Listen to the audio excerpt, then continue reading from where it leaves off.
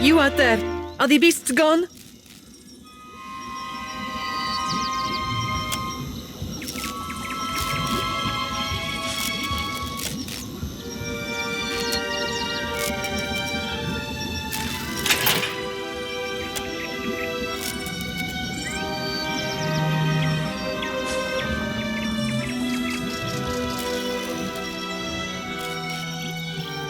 Perfetto!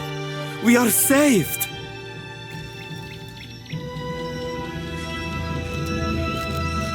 Governor Clario must have sent you to rescue us, no? But you do not look like one of his guards.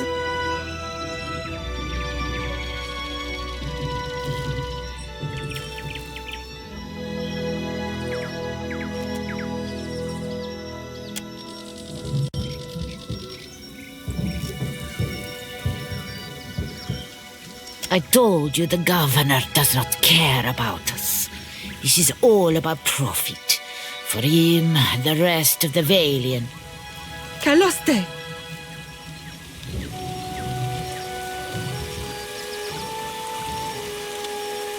You are here, and that is what matters.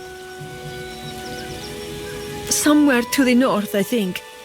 By the mercy of all the gods, it must be miles away now.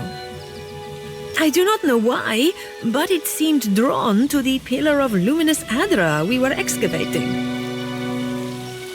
Hiding, of course.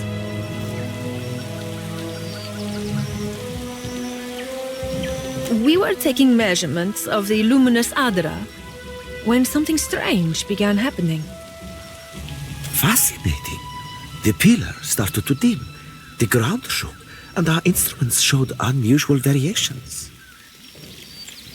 That's when those of us with a grain of sense got into the cage.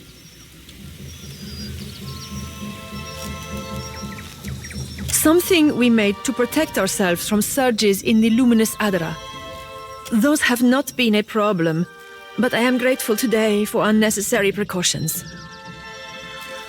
The Colossus, some kind of construct made from luminous Adra. It passed through the arena toward the pillar. Moments later, the pillar went dark, and all of our colleagues outside the cage froze, like they turned to ash. That is when the panthers and worms showed up, started going through the tents. It was awful, but Engwithan.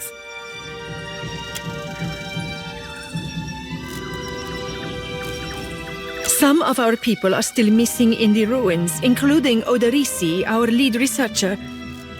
It is possible he managed to hide. Most of the ruins are that way, through the door next to the ramp. If you are going below, you should take Engwithan with you.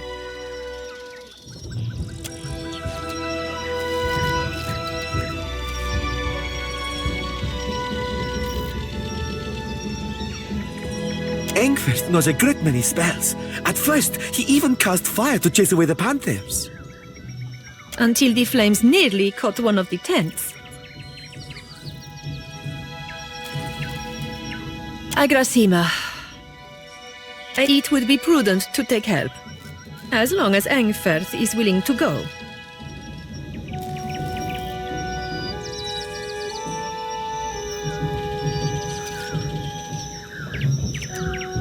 I would be happy to assist.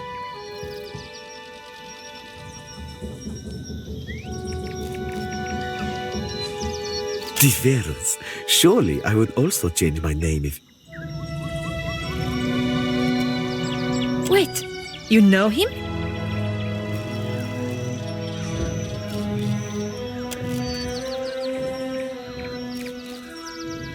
You lied to us. It's true I have other business. I'm afraid I can't explain. But please know that I meant no harm. I certainly didn't intend to hurt you, Benessa. Go, Engwithan, Aloth, whoever you are. Do not let me keep you from your other business. Ergon Blanca, just take him with you. The sooner the better.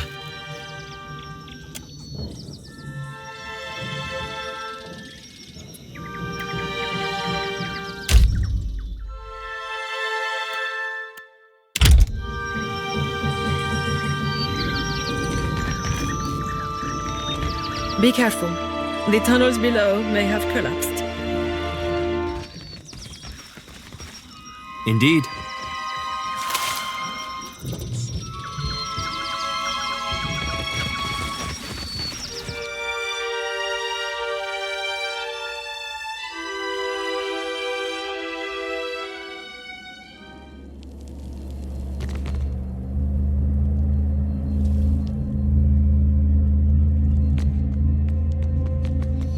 I'll handle this.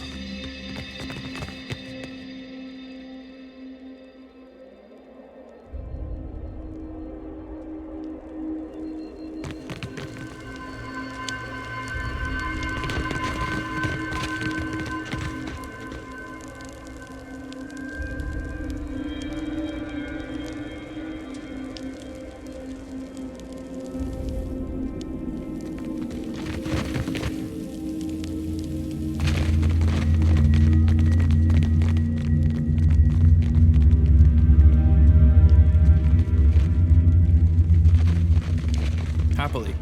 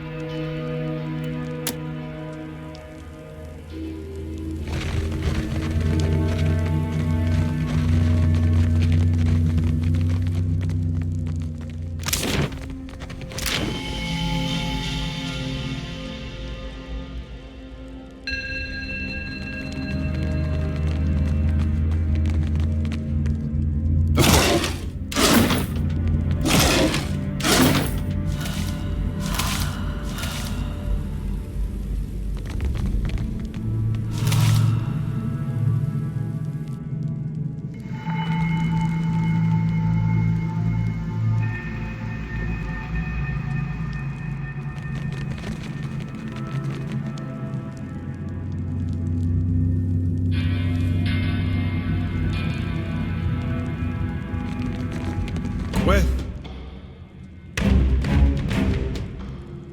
the seal must meet to your mom.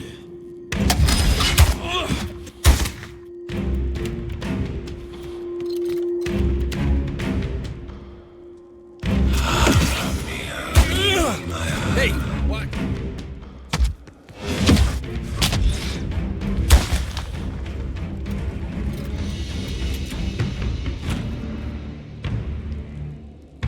Can do.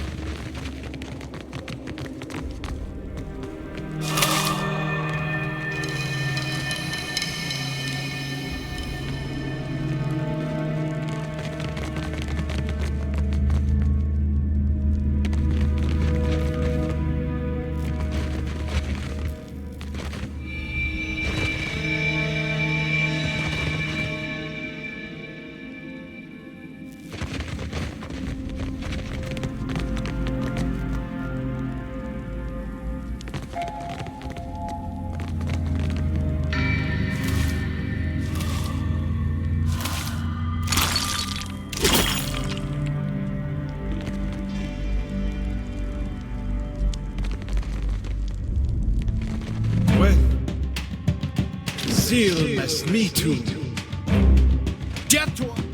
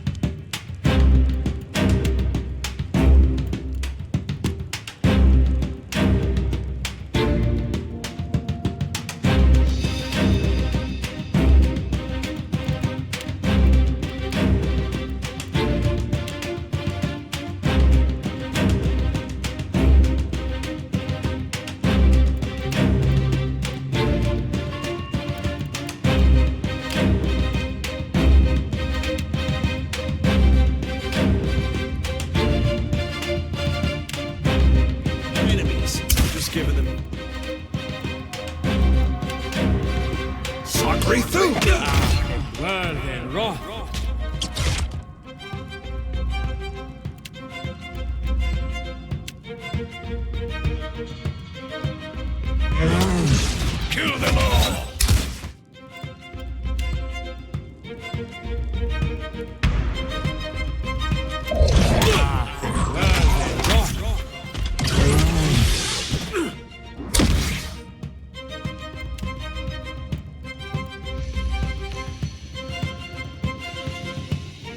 Stand together! Curse your eyes!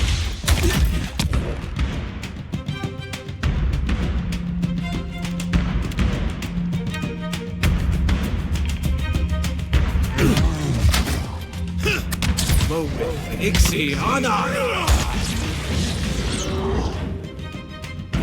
Bring them down! Embarrassing.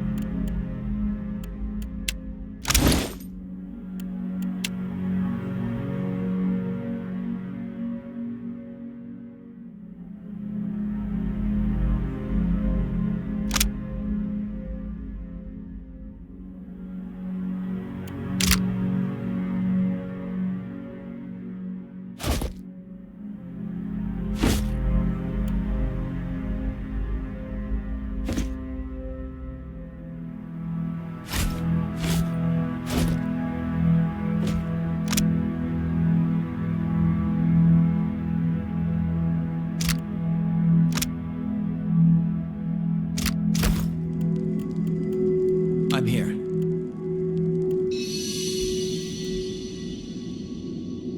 I'll handle it. I shall.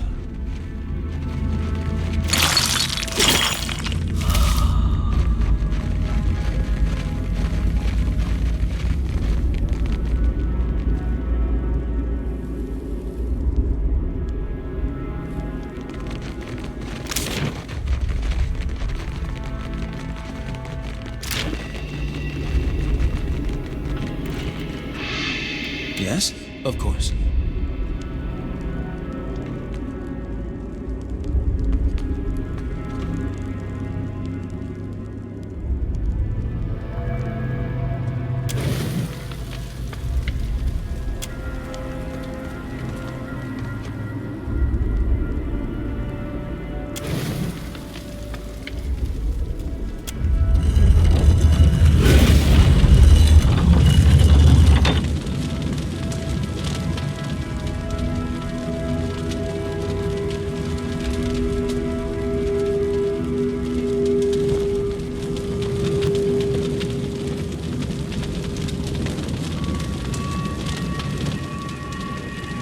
I'll handle this.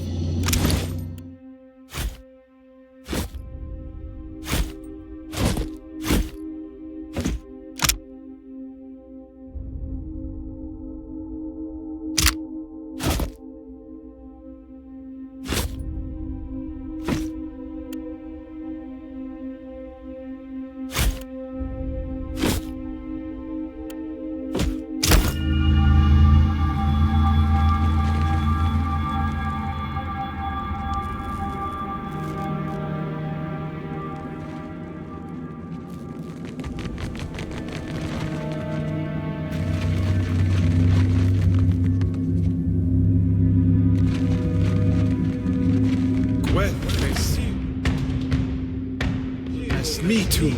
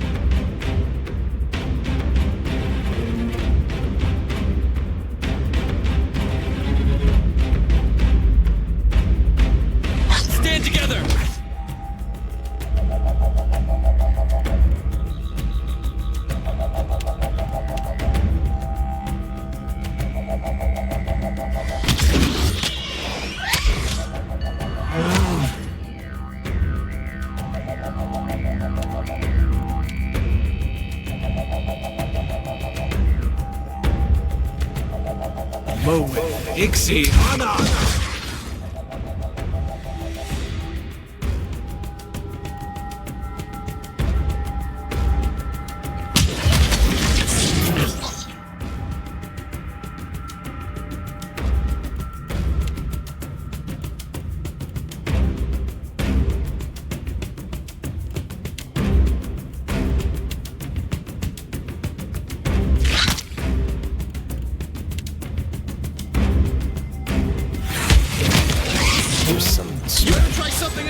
Seal me too. Need a hand?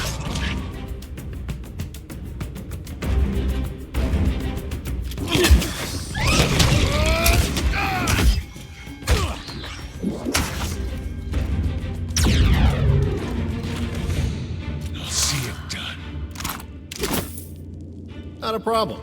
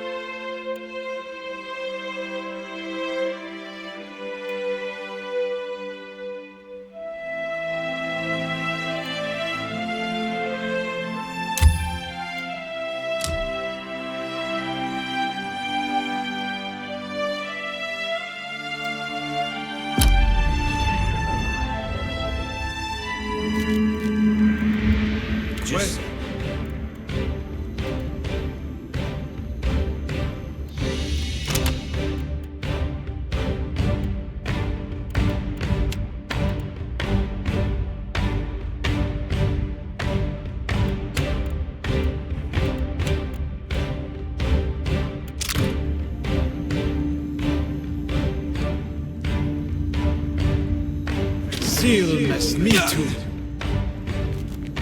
Onward!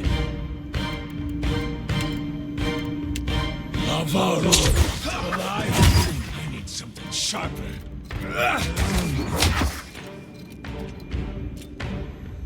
Of course. Indeed.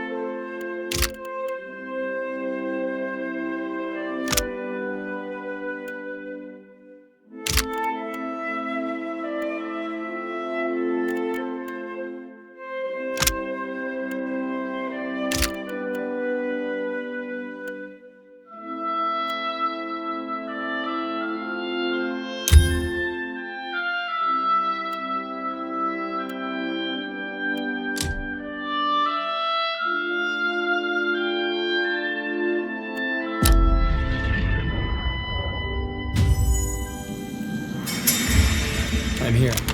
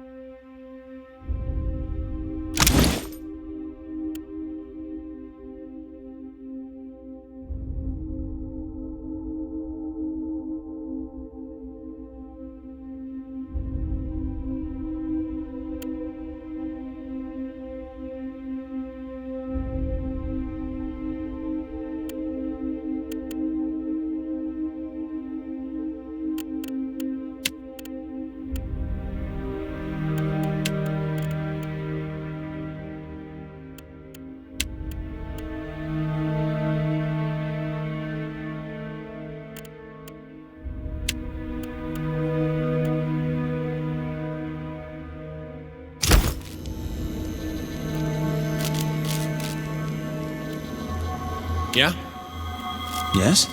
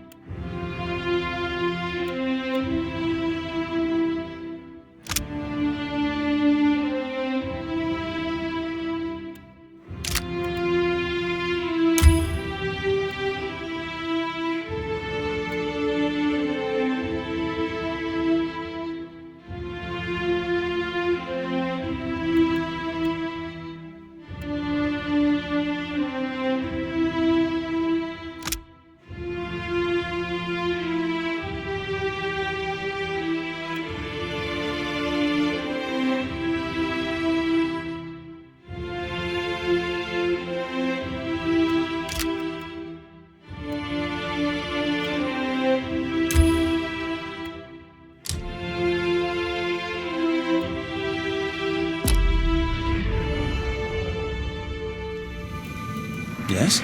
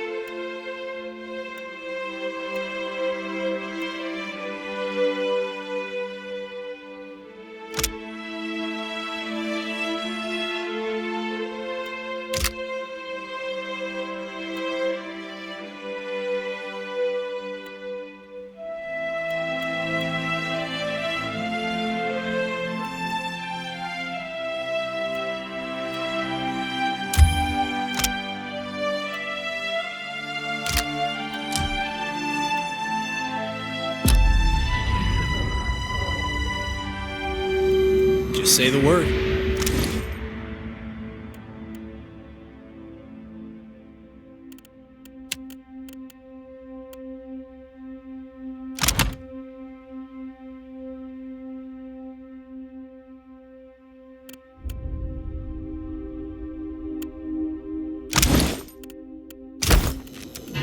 Just say the word.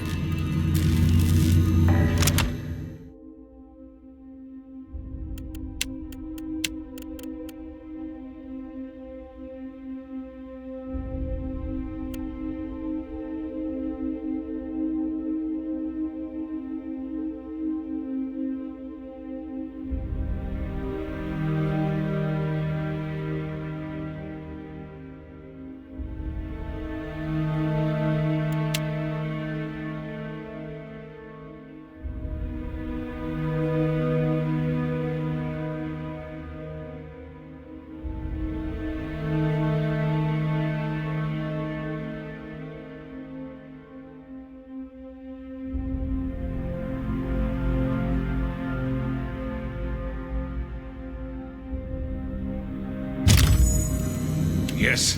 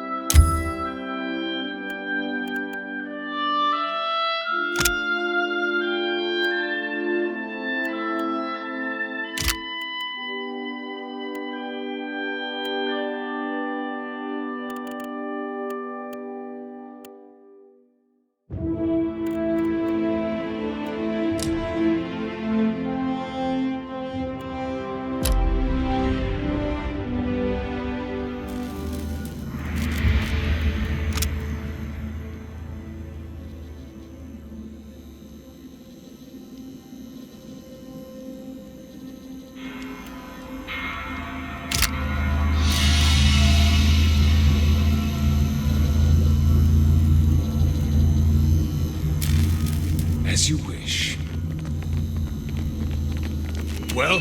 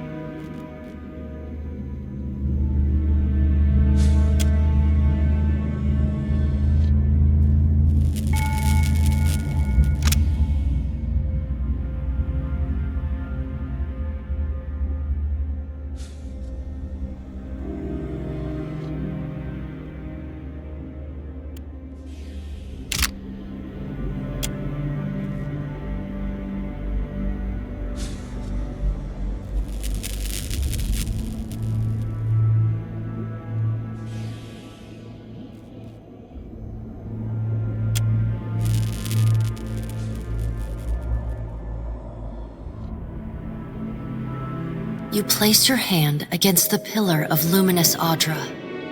A dim, warm light emanates from the surface, but it feels cool to the touch.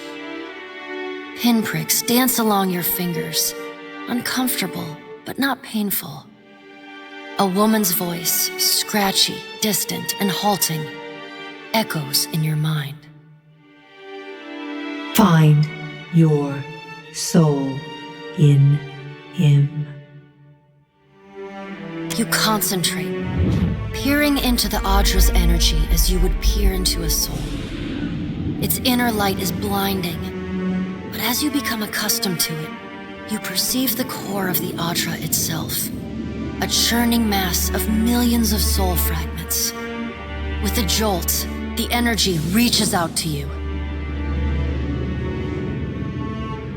The Engwithan ruin fragments around you, breaking into incoherent shapes and dissolving to dust, falling into an infinite well of dark gray vapor. Even the ground itself disintegrates into nothingness.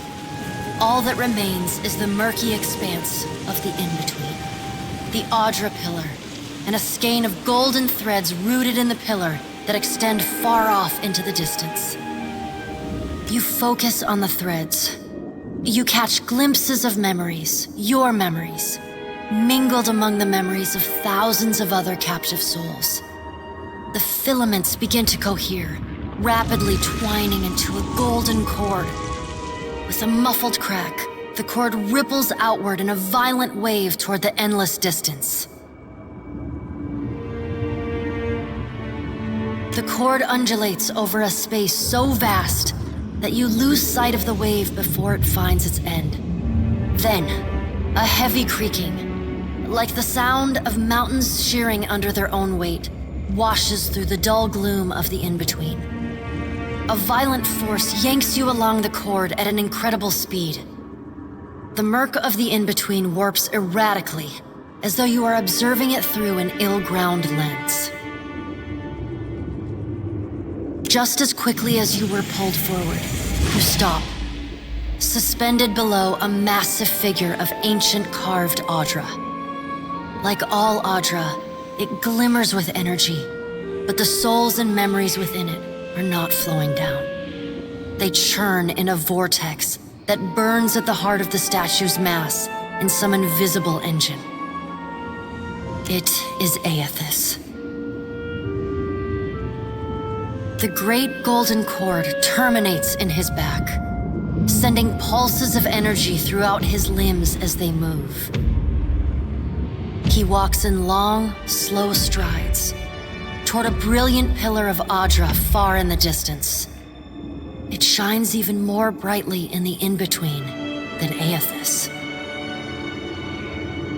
From within the teeming throng of souls, dozens of eyes look out to you.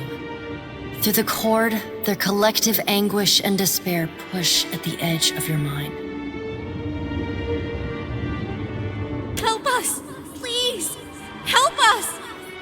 Their voices echo in your mind. Somewhere within their ranks, you can feel the presence of your own soul slumbering deeper in the gyre. You reach out to the lost souls, but the incredible power flowing through Aethys' body repulses you.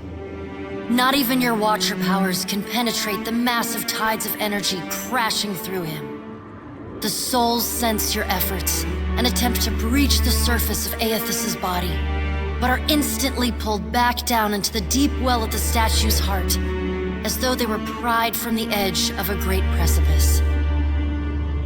Aethys' stride slows and stops. His head slowly pivots until its great burning eyes are cast back along the cord. As his gaze meets yours, you feel an overwhelming rush of incredible joy mingled with profound sadness. You have sensed similar anguish in lost souls, but never with this intensity. A soothing voice drifts into your mind. It takes great bravery to venture through the in-between, even for a Watcher. A swell of admiration radiates out from the god's heart a force so intense that it momentarily overwhelms you.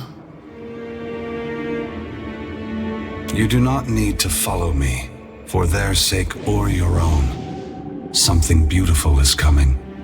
Something that will save us all. A great light shines from Aethys's brow, so bright that even the souls within him flinch from the source, cowering in fear. Through the glare, you see Aethys's massive arm reach up to grasp the golden cord, the tether carrying energy from the Audra pillar to him, that also suspends your consciousness. Time cannot stop for any of us, Watcher. Even me. Aethys yanks on the golden cord, pulling it from his back. The cord tears into filaments that blacken and dissolve to dust.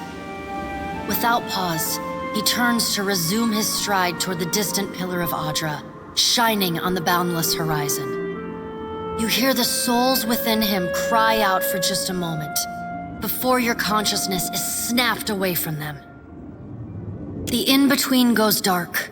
For a second, you feel a mix of nausea and a sensation like spinning and falling.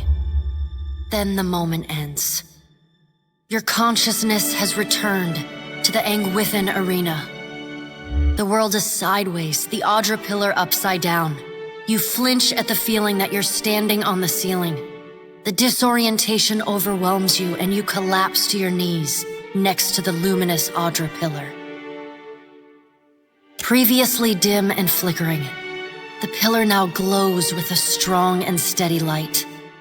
You touch the Audra again, but the chill and prickling sensations you felt before are gone, replaced with a comforting warmth, like the embers of a fire that has just lost its flame.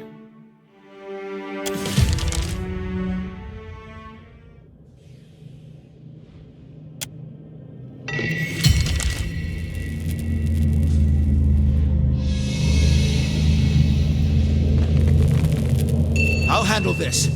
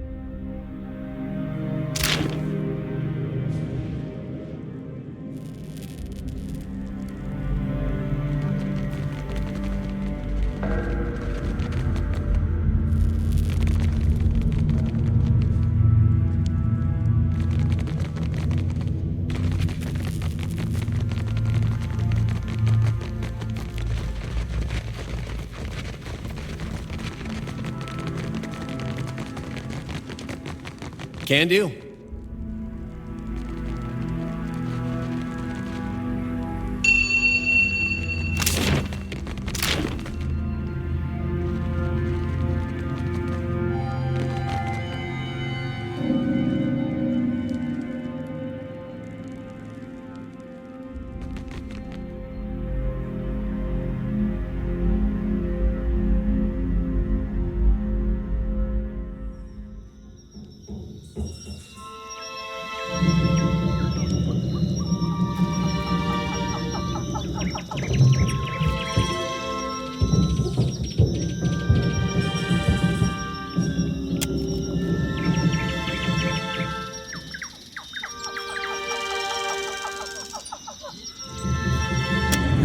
Watcher, we'd like to come with you.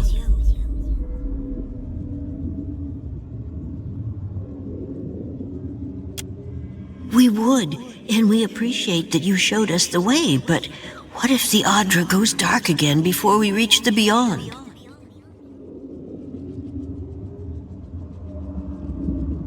Thank you, Watcher.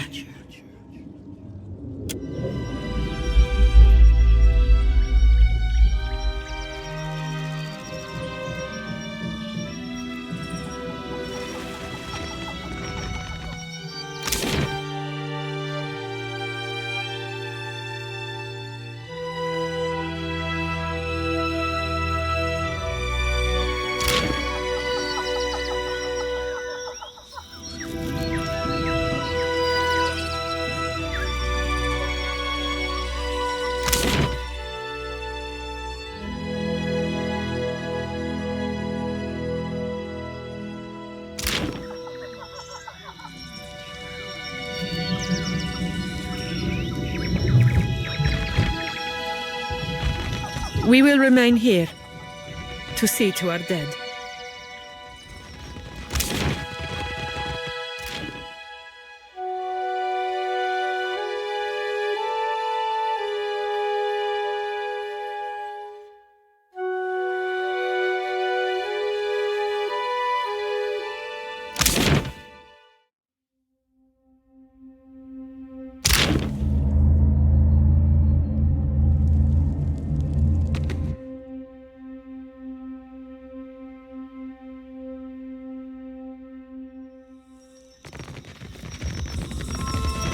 Consider it done.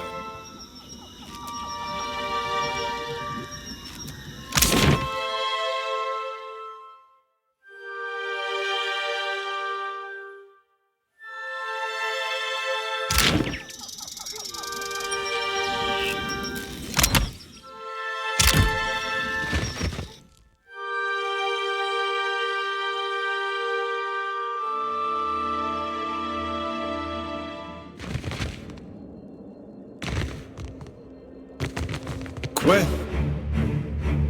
Zeal must me too. Kill them all!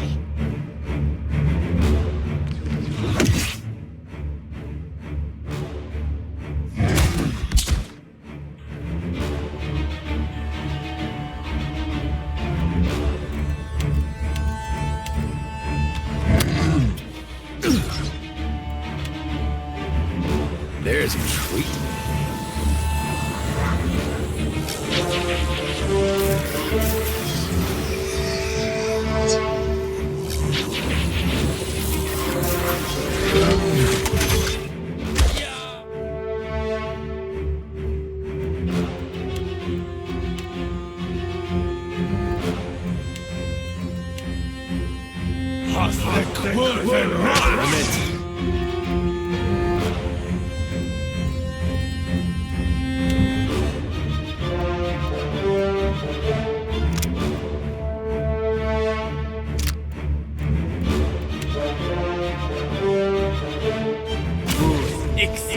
More teams!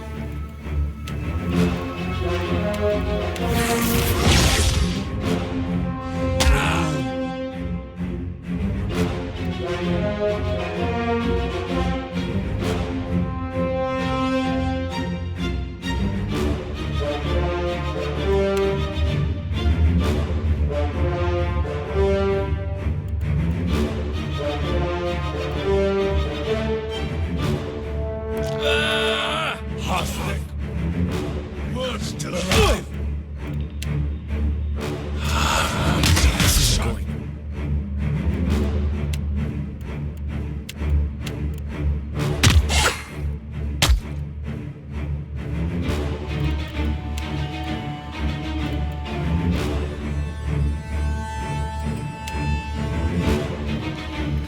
Just give them honor!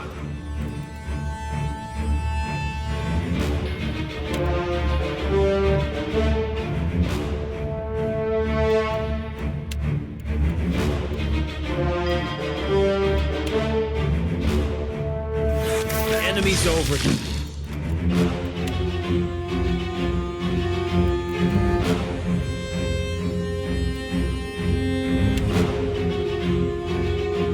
You gotta run!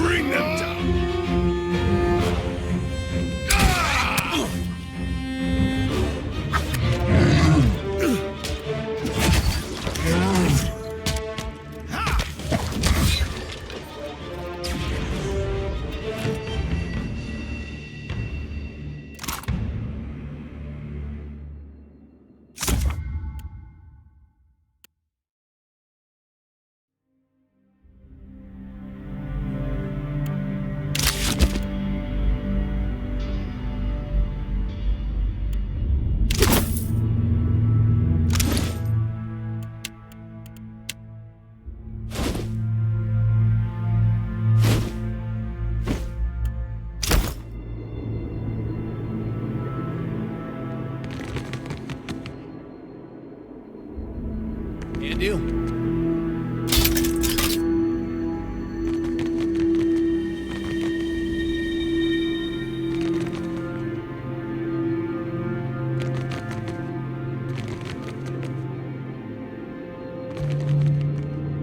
What's this? Yeah?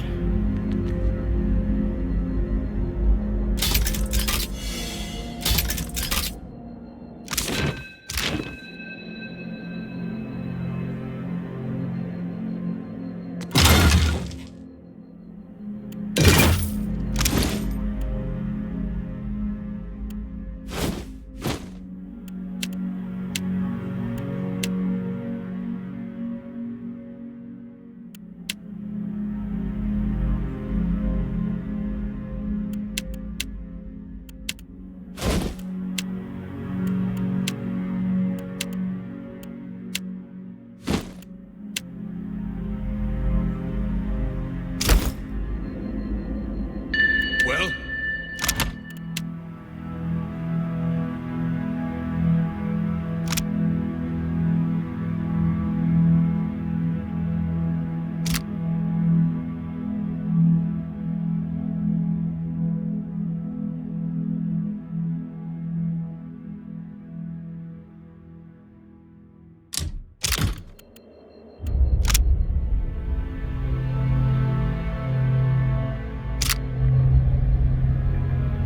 Take care of it.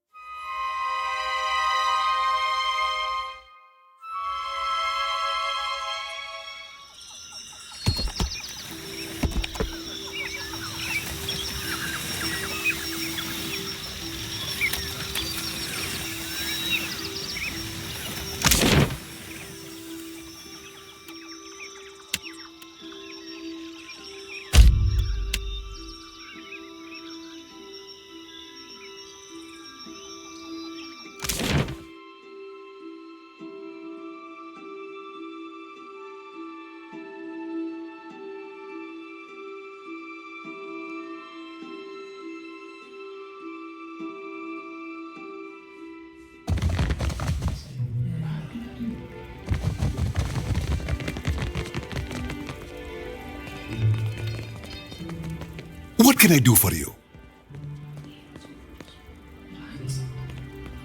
At last, Belfetto, tell me, please, what has happened?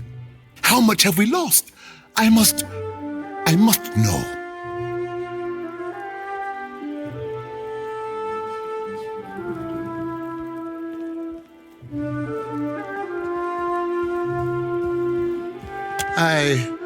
I see.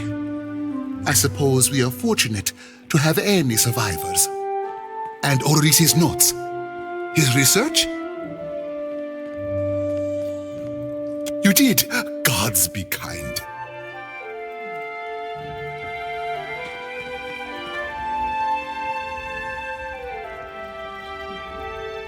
Belfetto!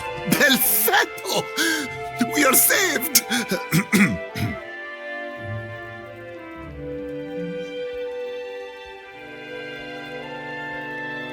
That is, Odorisi's legacy is not wholly lost. I like to believe the man would find that pleasing.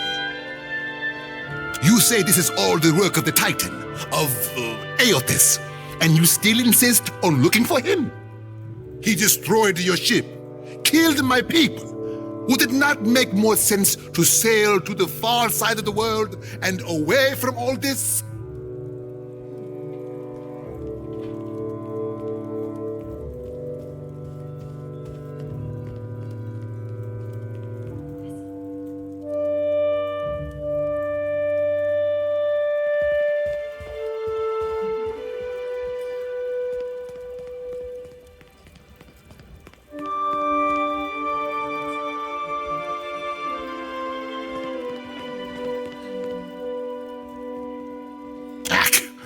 I do not doubt your faith. I only fear you will cut that life short.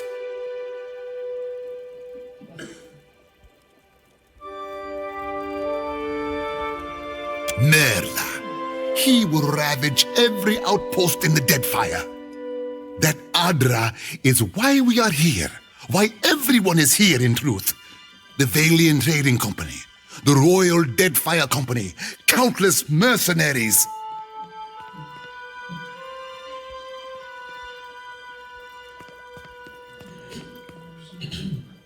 You'll want to go to Neketaka.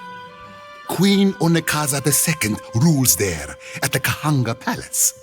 Anyone seeking to do business in the Deadfire Archipelago must negotiate with her first. The Queen knows every other vein of worth in the Deadfire. I'm certain she can help you. That is, if she agrees to see you at all. The most powerful tribe in the region, now that Onekaza II has united a host of them under her rule. Ikawa would disagree, but then Ikawa contents herself with a spit of land and a handful of followers. And for that, you need your sheep. I'll arrange it with Ikawa. Between the two of us, I'm certain we can gather the workers we need. Head down to the beach once you are ready to depart. Pompiaco, it is only right, after all you have done for me. I won't keep you further. You have a long and very strange journey ahead. Some advice. After you have had your audience with the Queen, seek out the Valiant Trading Company. They make their headquarters in Neketaka. And the company always appreciates good help.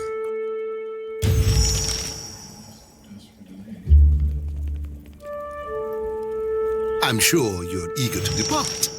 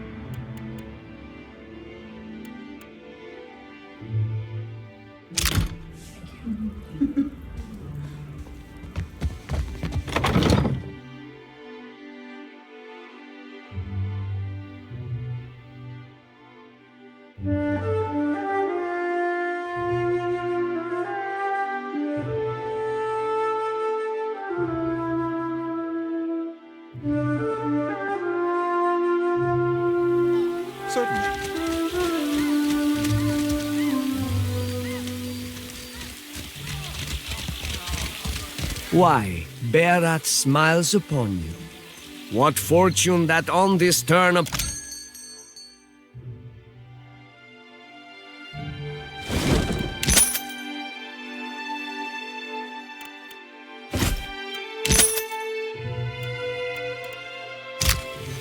I'm here. Why? Indeed. Swords!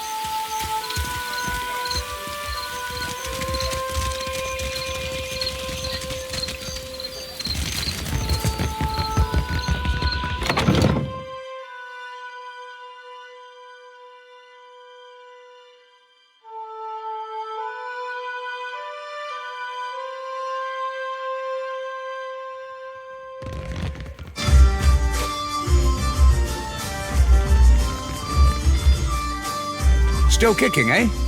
What'll it be? What else? It was the glory of my fighting years. The beast pulled nearly 7 full crews into its belly before it was brought down. I was at the helm that day, and for that, my captain gifted me one of the beast's eyes.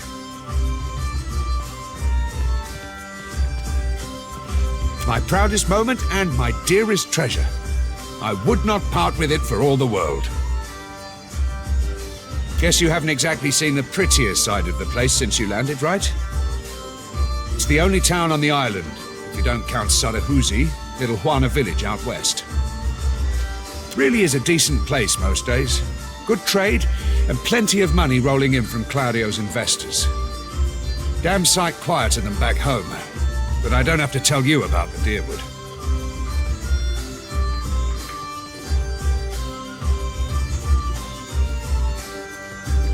Ain't right doing business sober. I could fix that for you. Have a look.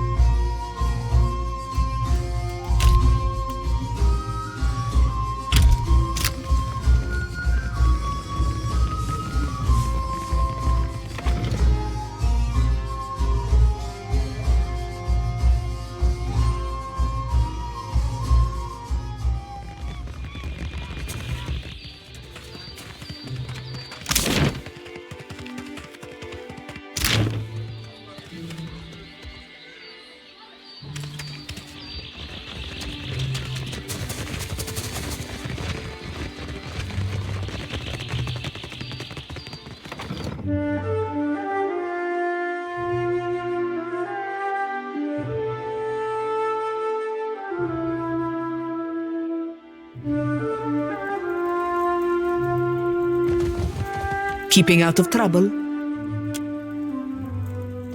Ado, stranger. Or is it captain? You have the carriage of a captain. A noble bearing all around. Apretta, you must free me. I am a creature of the sea. I am not meant for this dark place. I will dry and wither like a landed fish. You see how fate has brought us together? The ice-hearted guard, she has set my fine at 400 pyres. I have none. I flounder here until the debt is paid. A prayer, mestre, to thaw the commander's heart? A joke, a joke. The gods themselves could not move her. A matter of coin. 400 beautiful coins. That or the key, yes? The door is the thing. The commander, she guards the keys like a jealous wife. It would take steady hands to slip it from her pocket. That is, if you have need of keys at all.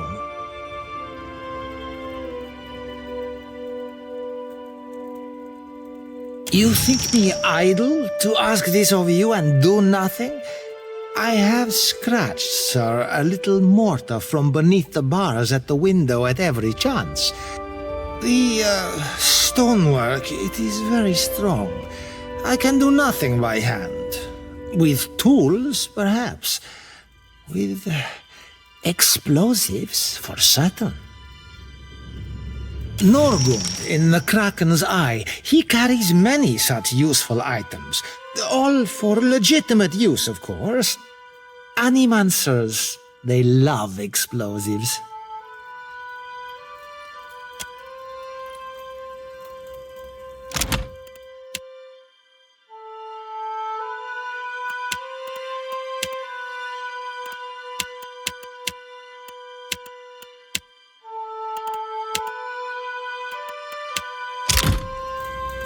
Keeping out of trouble? A little jest. What is it? Kue, don't tell me Rigere has earned your pity. That won't last. I do appreciate what you have done for me. So, if you will vouch for Rigere, I will lower the fine. 300 pieces will cover what he owes at the tavern. Something you wanted? Diverus? Well, good riddance to him. It's your coin to spend.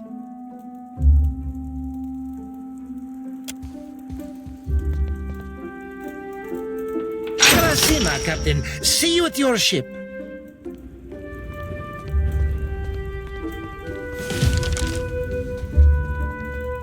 Keeping out of trouble? A little jest. What is it?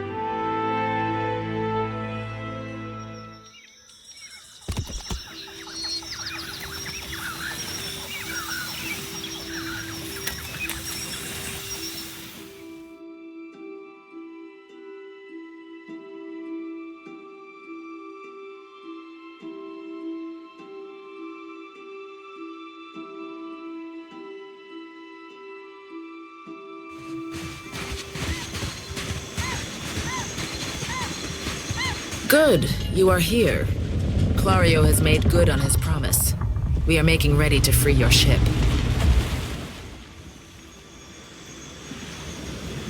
I say still that you are fortunate. The ship was nearly lost, but it will float. For how long, I cannot say. You will wish to find a friendly port with some speed, I think. Then you sink. Come, we will see your Defiant out to sea.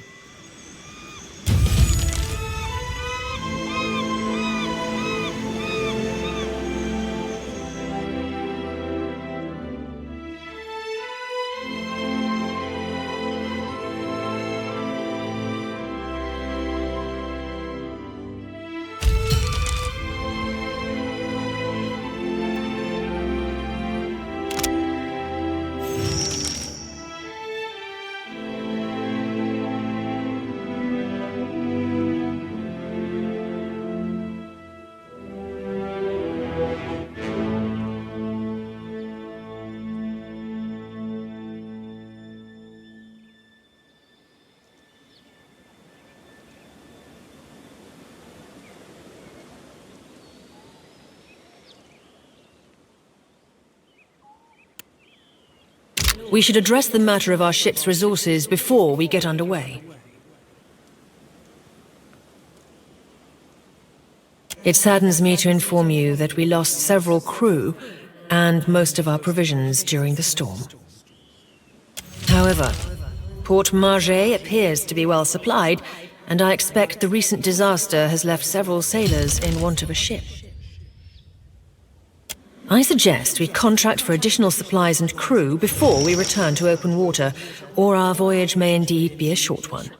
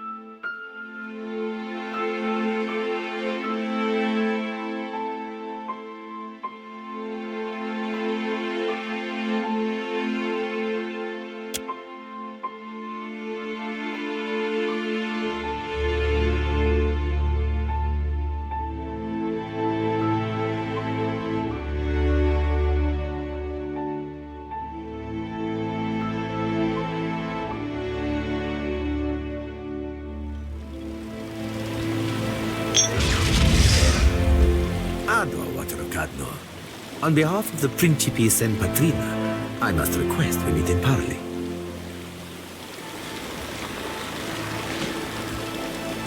Agrassim. I will make this quick. I have heard some marvelous tales regarding your ventures in the Deerwood.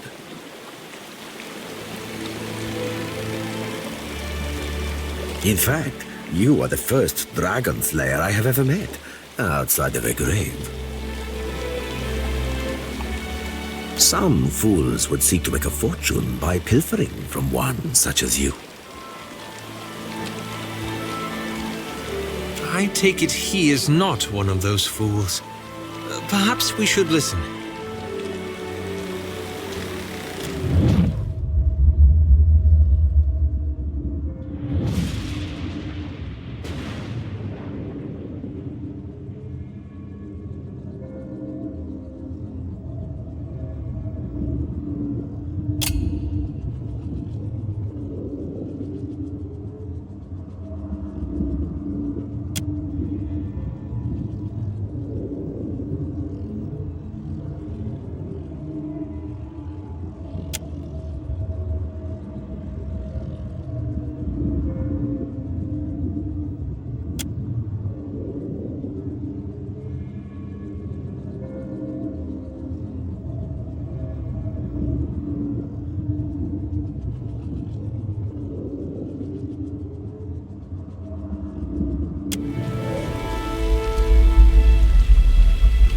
I believe you have met such a fool.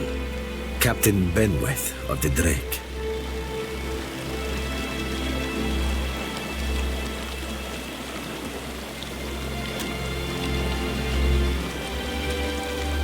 Voxen of Ubildet Merla. Careful, ship hunter. Mind that you do not confuse a useful skill set for a non-expendable one.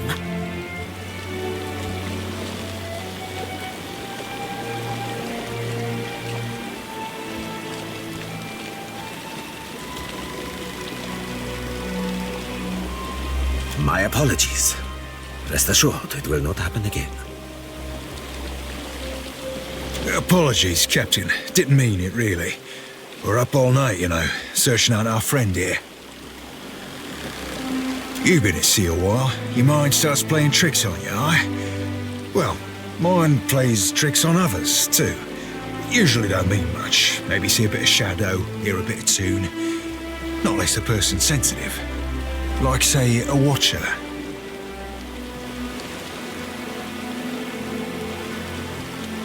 Gelarde. Then that should make this easy.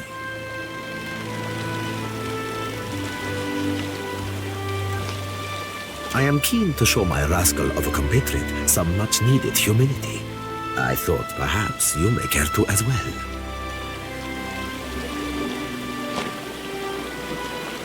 For our teas, for do my job for me, friend. Hope you don't die in the effort.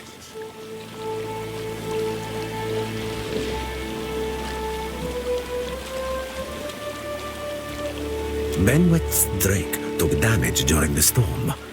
Eventually, he will need to dock for repairs, and when he does, Seraphin can find him for you.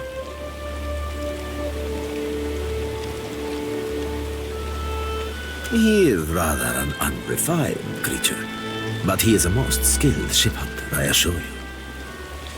Unrefined? Begging your pardon, Captain, but I'd be the high fucking model of the gentleman of fortune. As for Benweth, that sucker of squid tits be as predictable as the tide. I'd wager all my furriest bits that he'd set sail for Deadlight. That would be felicitous indeed, as I believe the traitor Remaro hides there as well. I quite enjoy killing two men with a single bullet. Wouldn't have even thought of it if you hadn't brought it up, sir. Now, I ain't hardly in any hurry to leave the fine company of the gentlemen of leisure, but the captain be right about me finding your mark. Adding to that, you sail into Fort Deadlight not knowing your innies from your outies, you might very well find the locals cannon fucking your boat to sodden splinters.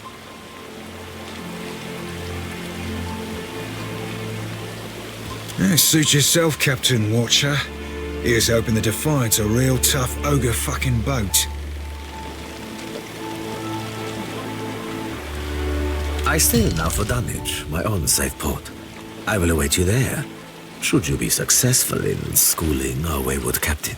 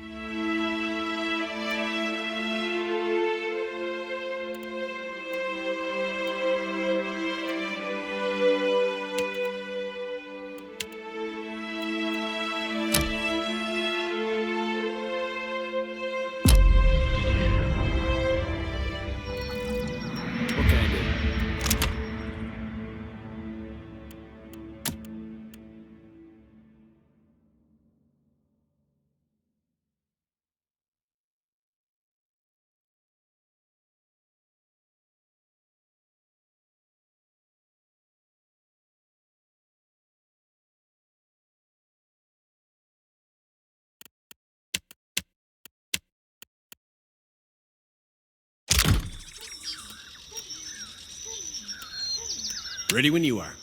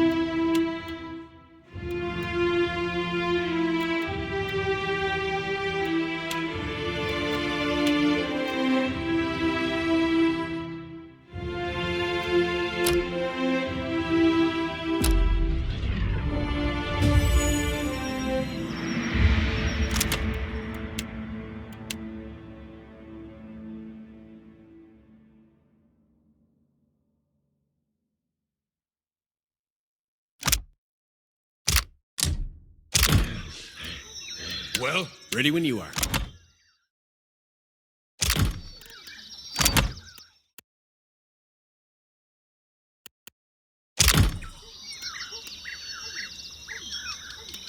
What is it?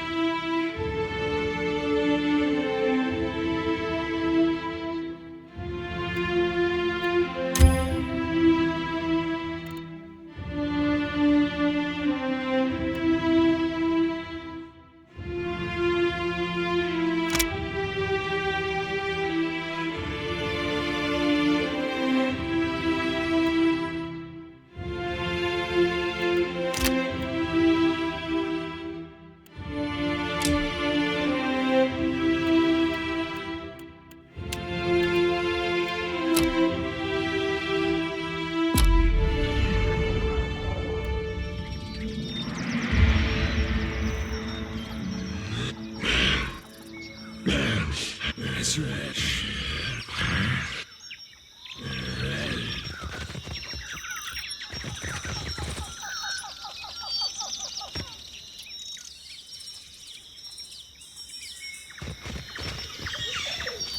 Yes? Well, they see.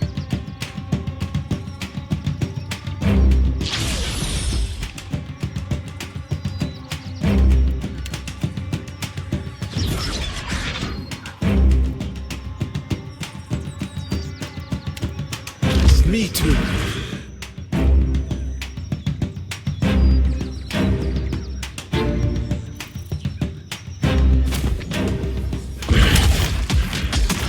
I'm here.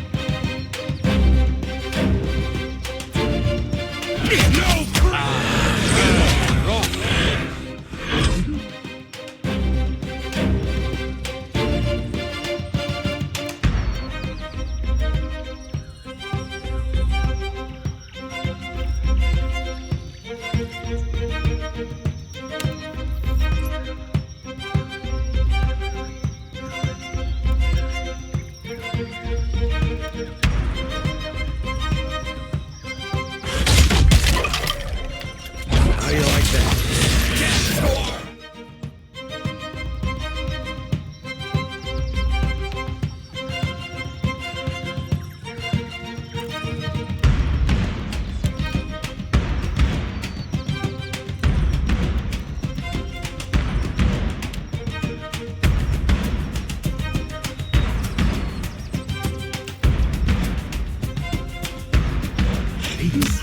This way.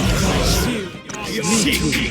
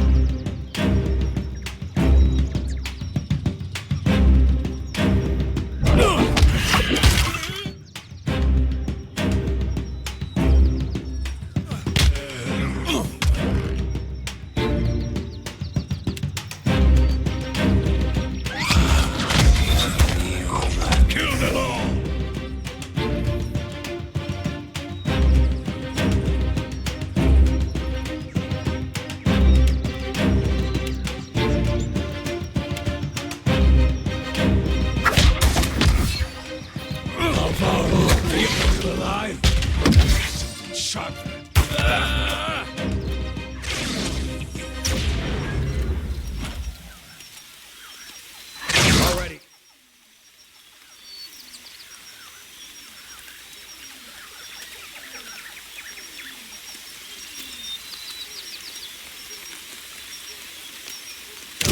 I'd be glad to.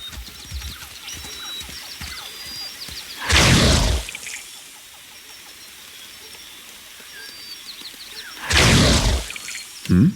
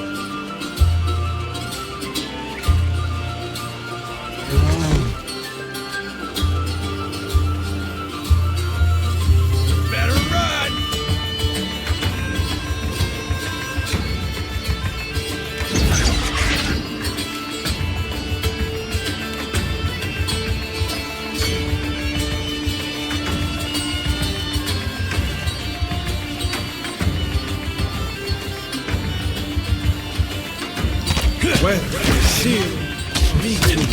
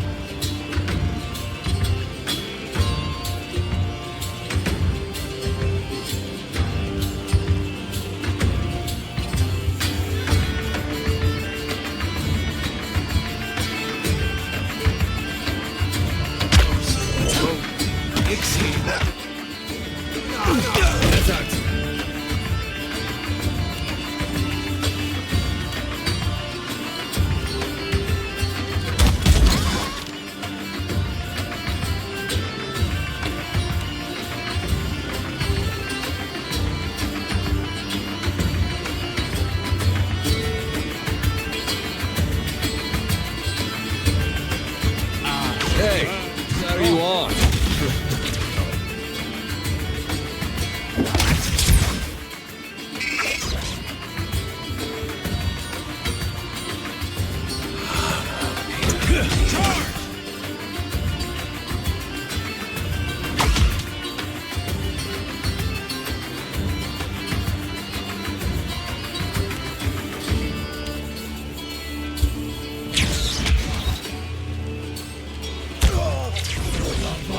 We are sick. Where to the top?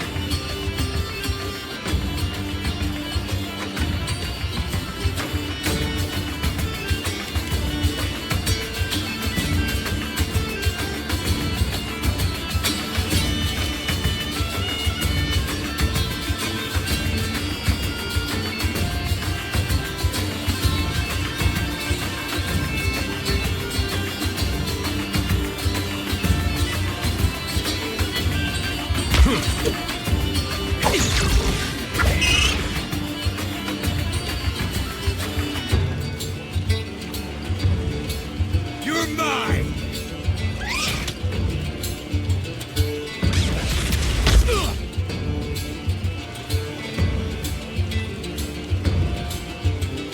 Have some.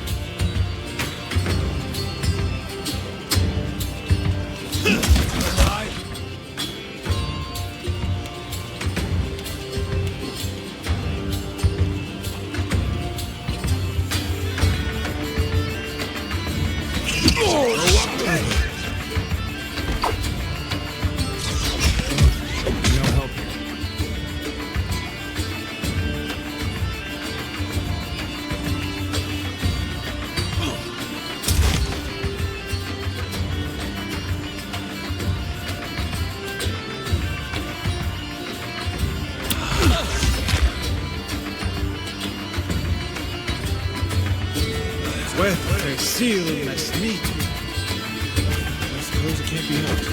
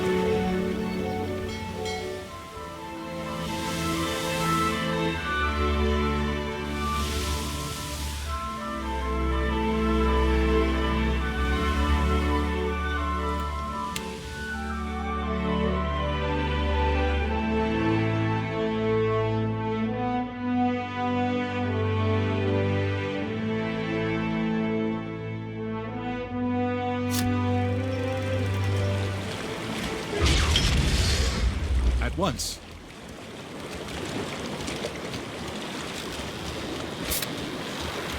Agrasima, Casita, for taking me on.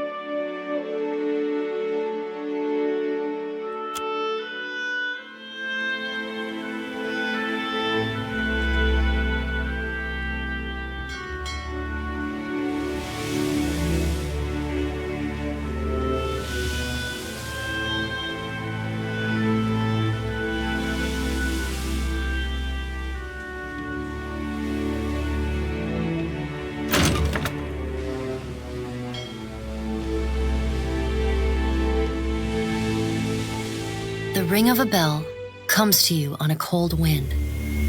The ring comes again and again, until soon the air is full with the sound of 1,000 bells ringing all at once. You are alone. And then, you are not. An indistinct figure stands before you, flickering between forms like a fire-cast shadow. A fixed, taunting grin. Bottomless black eyes. A yawning chasm in the earth. The aspects of Berith, the Usher and the Pallid Knight, shift in and out of focus. And at their back, 4 indistinct shades hover. You feel an eternity stretch out behind each of them, reaching back to places so distant and yet so near you cannot comprehend their size. The shifting image of Berith settles on the aspect of the Pallid Knight. Watcher. Her voice is the discordant clangor of gongs struck out of time. I tasked you to discover Aethys's intentions. Tell me what you have learned. The Pallid Knight knits her brows. He does not seek to return to the Beyond? Intriguing. Her sickly pale skin pulls tight across the bones of her face, as if the shell of this aspect does not quite fit the impossible creature it contains. The figure nearest Berith dissolves and reforms in the image of a thin-lipped, ancient crone whose face has felt the melting kiss of fire. The goddess Wodica strides forward. Does Aethys frighten you, Berith? He should. Magran subdued Aethys's influence once before, and yet he returned. From out of Wodica's shadow shuffles a hunched, bald man you recognize as the god Scan. His skin is mapped with swollen lash scars, and breath whistles through the ragged hole in his face where his nose once was. He does not speak, but stares up at Wodica with naked loathing plain on his ruined face. Wodica steeples her long, knob-jointed fingers. We must annihilate Aethys now, before he makes a rash decision we cannot easily annul. She casts a sly look at the Pallid Knight from the corners of her eyes. A moon would do the job nicely. As if you could stop me. The figure beside the aspect of Berith flows forward in a swirling cloud of ash. The ash falls to the tiles and reveals a molten-skinned woman leaning on a monstrous, wicked-edged broadsword. Magran's glowing lips curl in disdain. We must find a solution to the problem of Aethys that is neither do nothing, nor destroy the world. I acted in haste during the Saints' War. You will not goad me into doing the same now. To move against him while his plans are unknown would be the height of foolishness. We must find wisdom in precaution.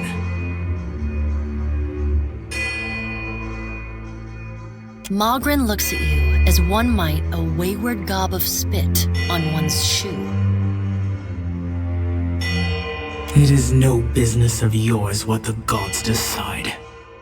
Another of the silent figures steps forward, and the warm, golden light of a summer's afternoon spills across your face. Let's all take a deep, calming breath. Perhaps cooler heads will prevail. Behind Helia's words, you hear the soft coo of doves. Aethys has been separated from us for too long. Isn't it possible he intends only to gather enough souls to reclaim his realm in the Beyond? He should be welcomed. You look up then into avian eyes. Through them, you see clouds of starlings converge and divide. Helia puts a feathered hand to her chest. He wouldn't. Betrayal is not in his nature.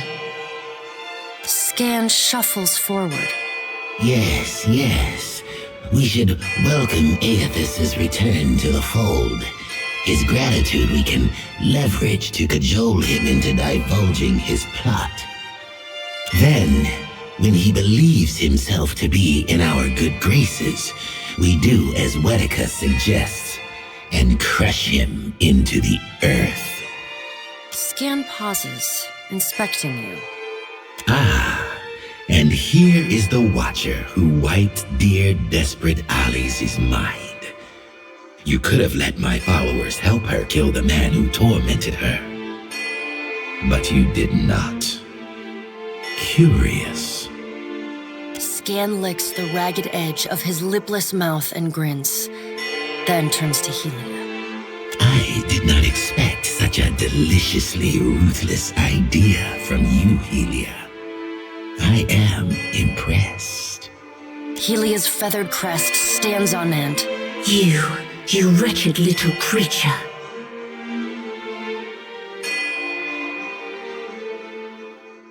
Your point is well made, little Watcher. If self-evident, Aethys has not been known to possess a vindictive nature.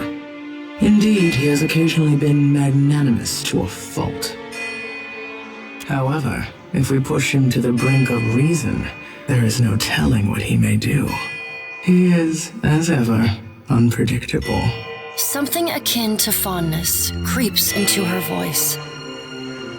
The Pallid Knight gestures for silence. Aethys cannot be killed, but he may be subdued. Yet to do so will take immense power and time. Both stand in his favor. Magrin grits her black glass teeth. That is why we must ascertain his plans before he has the chance to put them into motion. She begins to pace. Her steps leave little trails of fire in her wake.